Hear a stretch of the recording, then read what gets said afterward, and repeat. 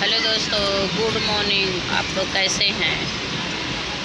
अभी सुबह का 12 बज रहा है।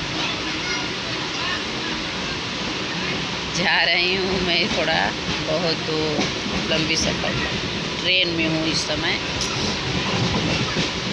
एक आपको इसी पे गाना सुनाती हूँ नाच के।